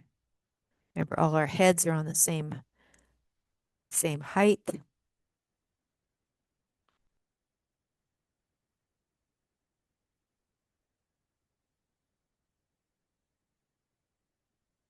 And we're going in pretty quickly here.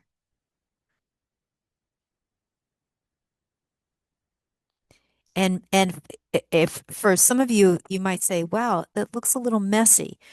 A sketch, we want the sketch to have that immediacy. We don't want a sketch to look like it's labored.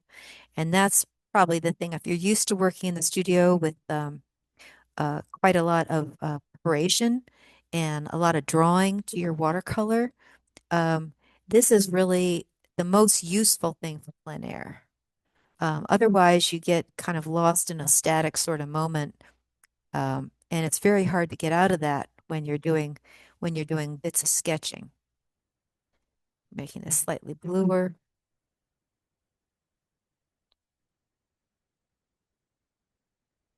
Add a little more blue to our pot.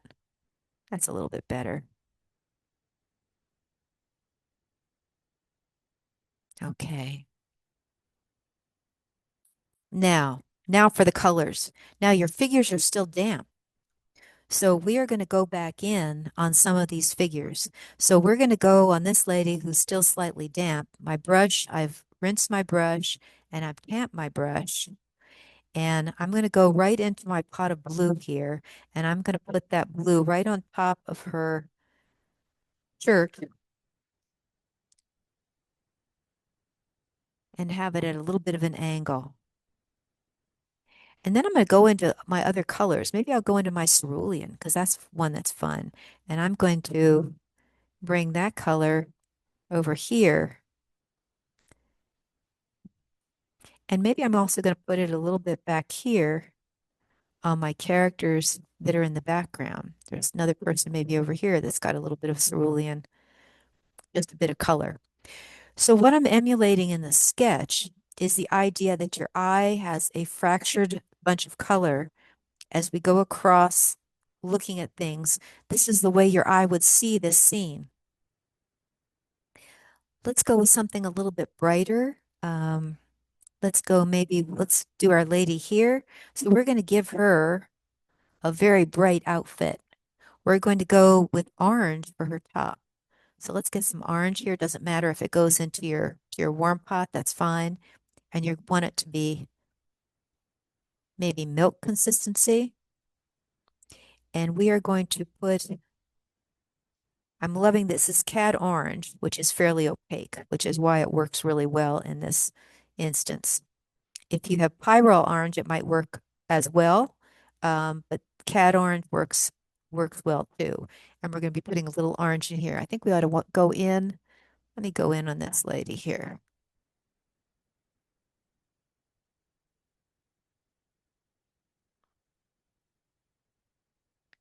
And we're going to take some of the red and also put it right on top of the orange.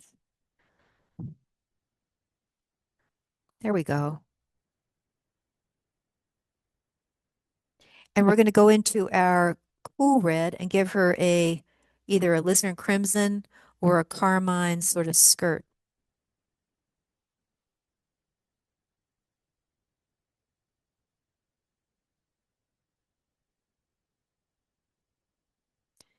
And one thing I like to do is to kind of do a little bit of a diagonal there so that she looks as if she's walking. You can pull that red down onto the legs.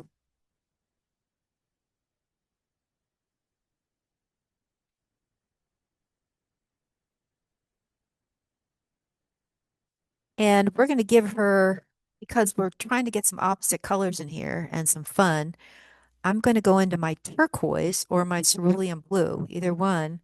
And I'm going to give her, oops, oh, I think I did something there. I'm going to give her a bag here that's green or cerulean blue, and maybe one on the other side that's a little bit of cobalt blue.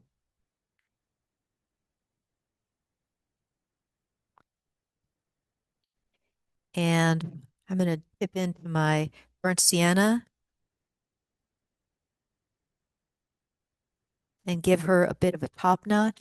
Let me go in a little further and you can actually see how messy she is and how realistic she looks. There she is. You see her there? So if you think you're not doing a good job with your figures, you're probably doing a fantastic job. I actually want to go a um, little bit more opaque here. There, we're good. Now, one little trick you can do with your figures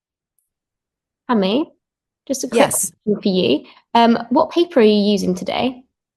I am using this is Hahnemühle watercolor paper. I love this paper. It for those of you who love to paint. Was that one of the questions in our chat? In the chat, yes, yeah. Yes. So it's Hahnemühle, and it's the 140 pound, 300 gram, 9 by 12. And the thing that I found with this paper, I love Arches paper and I like Fabriano paper. What Hahnemühle does is if you have a mistake, you can almost erase the mistake completely and you can lift very easily, which we're going to do at the end. Amazing, thank you. Yeah, yeah. And then just to answer the other questions in the chat, a YouTube link will be sent, which will be unlisted, so it will be only for the people who have signed up for the Eventbrite at the end of this, within 48 hours after the end of the session. So you'll get an email with the cluster, and you'll also get an email with the YouTube link as well. Thank you. And I do want to mention something else. I write a blog. I put that in the actually put that in the chat. The blog that I just did is called The Art of Travel Sketching. And if you go into my links for travelingartist.blog, there's an entire article that I wrote about the things you need to take on location, the things you want to take with you, things to watch out for, how to prep, all the things that I probably can't even get to in just my 2 hours with you. But if you'd like to go to that, I don't know if you can, we can put that in the chat if you like. It's travelingartist.blog, and it's my last entry called The Art of Travel Sketching. I will go find that for you, absolutely. Okay. Okay.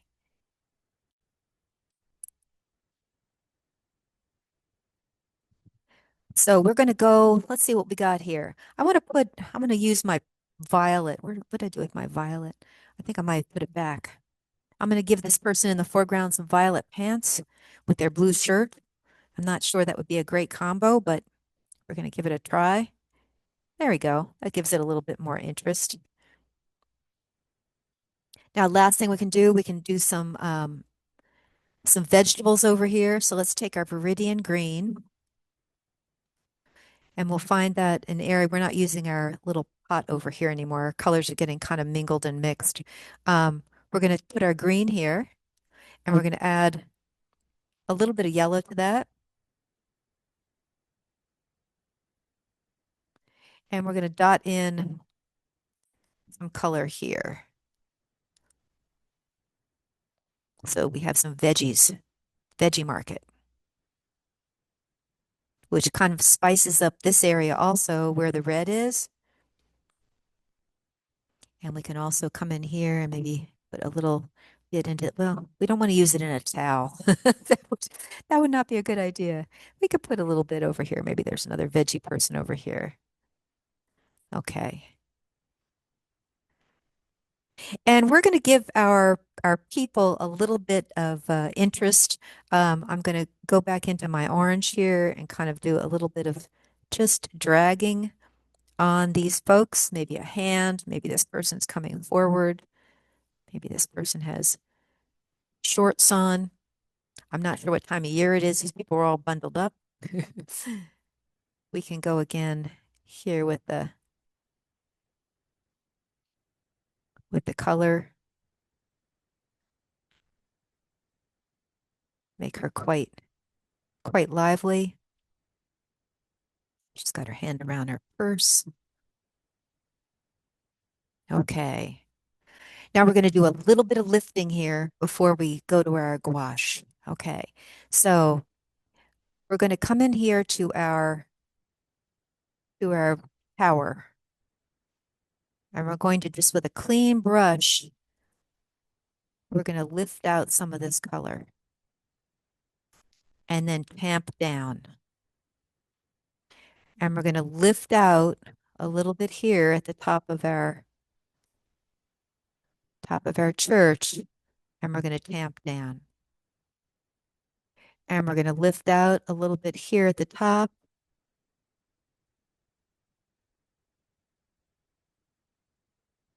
And we're going to tamp down. There we go. Now we have a little bit better. Okay. We have one more thing that we can do, and I'm not sure I'm going to do it on this. I think it will look fairly nice. You have the choice to leave your foreground white or put a tint of color on it, and that's totally up to you. I would say that probably a little hint would be kind of nice. It would unify it. This makes it a little bit unfinished.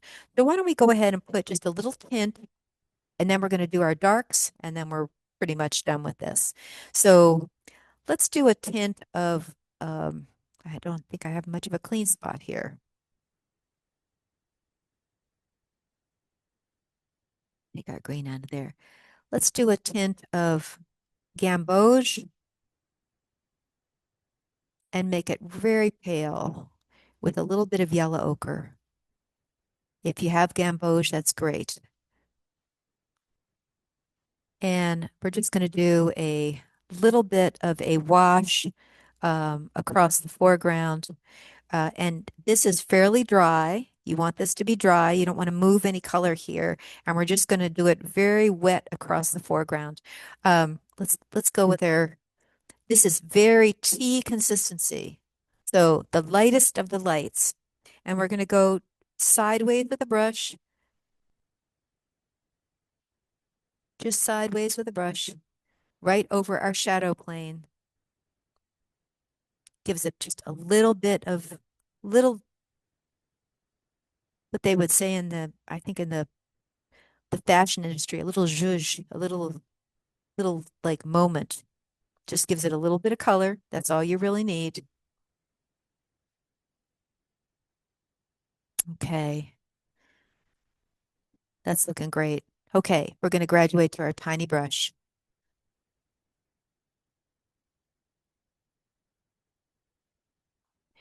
And we've got our pot of dark. That was what our pot of dark was waiting for. So we've got Prussian blue or ultramarine blue, and we can make it nice and thick. So in consistency, it's going to be milk to cream. And this was a combination of our bright red, Prussian blue, and maybe some burnt sienna or green. Now, your pot of dark, you can leave on your palette forever because this is what when you do accents on pieces, this is what your black color is going to be.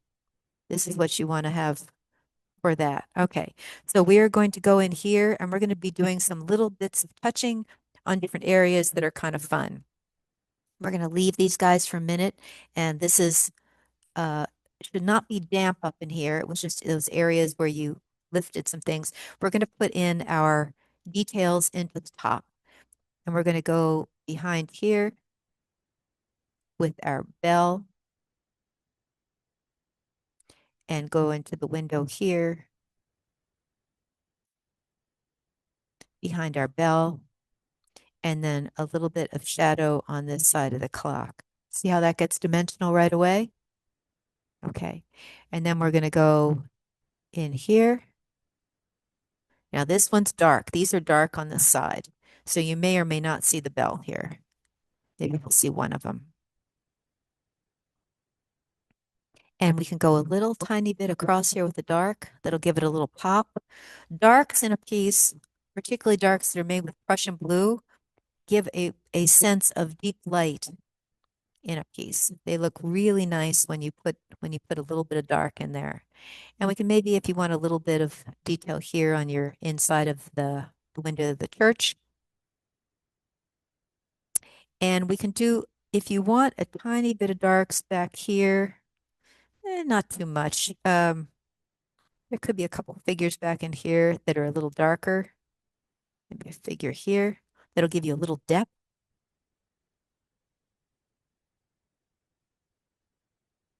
Just a few people like we looked at in the photographs. There were some people that were standing in light and some people that were standing in shadow. I think I put in another person here. I'm not sure why I have another person here skulking around. This lady's going to have a dog.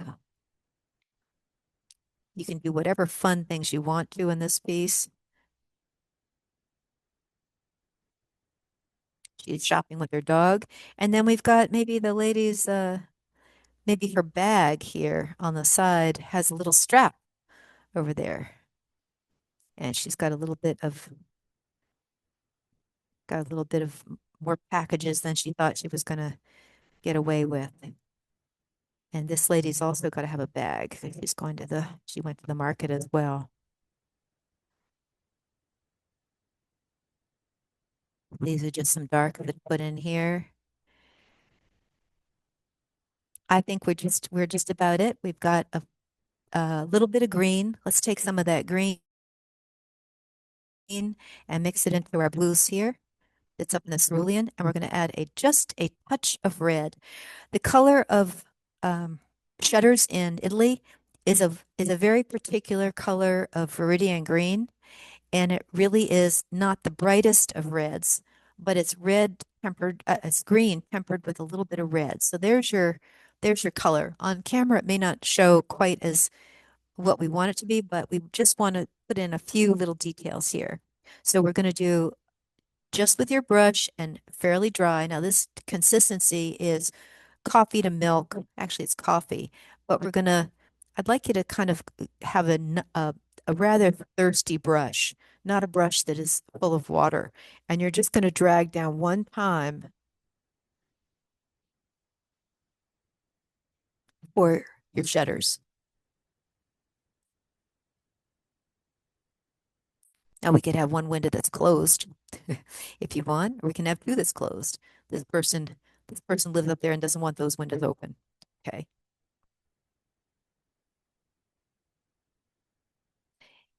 And we are just about ready for our gouache.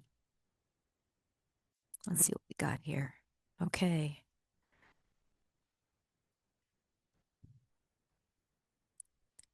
Didn't put any color here. I think we're just going to we missed color there. That's okay. We can leave that white. Um, put a couple more things in under here.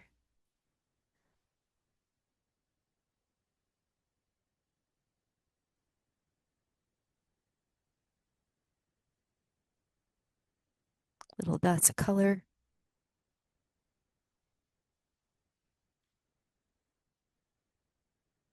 And now we're ready for our gouache. Okay.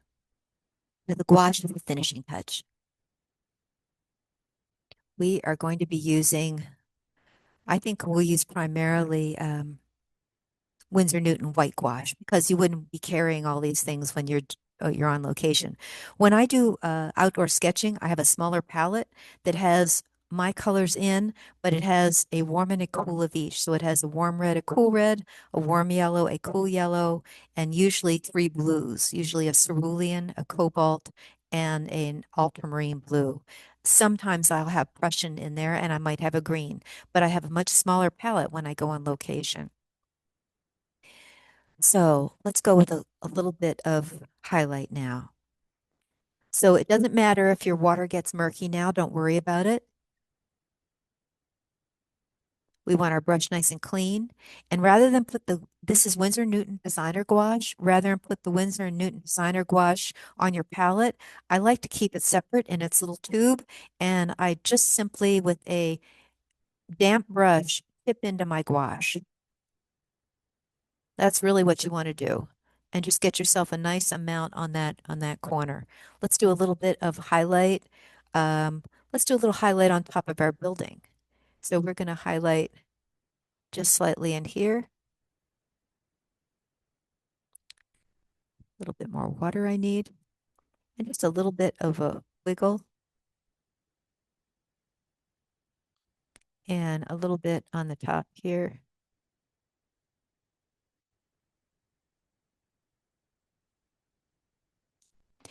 And also on the top here on the top of our roof. And on the top of these areas across the building, that'll give you more emphasis on the structure of the building. And we're also going to emphasize these bells. Let's get a little light on these bells because the light would be hitting them very strongly there. See, that pops that out really nicely. And then also on the side of our clock. It's kind of almost like a half moon of gouache. Now, if you're careful, you can do just a little tiny bit of gouache on the edges of these bells, as if they were just kind of, these are just reflecting a little because they are metal. And we're going to go ever so slightly around our window and drag that brush, and then here and drag onto the outside, and then maybe a little bit across here. If your brush gets very dry, just tip it in the water a little bit and go back into your gouache. Now we're working our way down.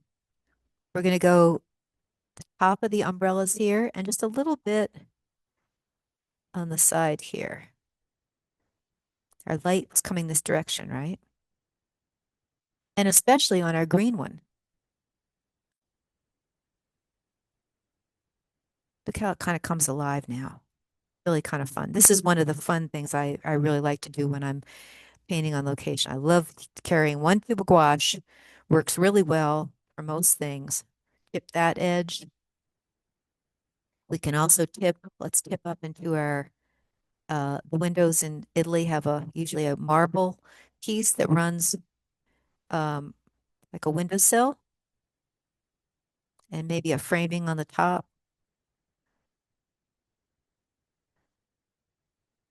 Livens us up if we've lost any of the whites in the paper.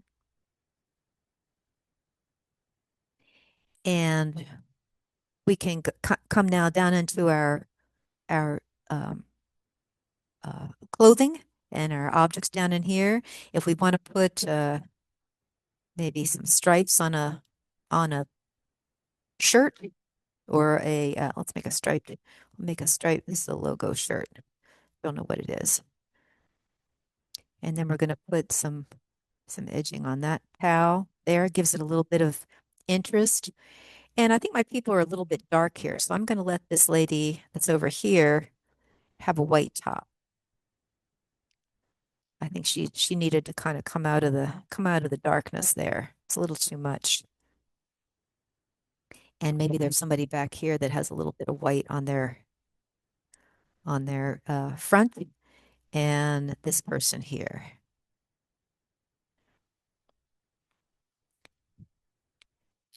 And maybe this lady's carrying a white bag and has some stripes on her skirt.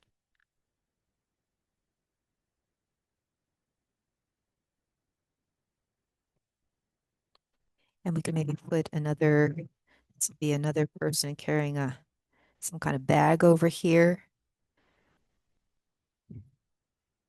And perhaps there's a gentleman here that has a hat. So you can just have enormous amount of fun with all of this. And the last thing you want to do is on our lady that now is our prime lady. She needs some highlights. So we're going to go with this would be something that you would do with either this particular color or with Jambriant. Now, Jambriant is a combination of white gouache with 1 dot of cad orange and 1 dot of cad yellow. So 1 dot of orange, 1 dot of cad yellow, and you can make Jambriant.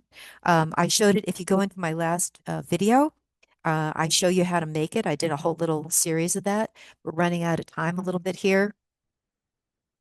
And I'm going to take a little bit of Jambriant and I'm going to put it on my lady here because she's in direct sunlight. And you can see that it's slightly yellower.